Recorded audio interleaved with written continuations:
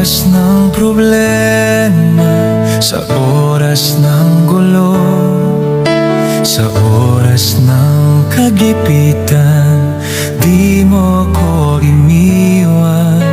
Hindi ka nagbabago, hindi ka nagkulang, laging nagmamahal sa tapat na anak mo.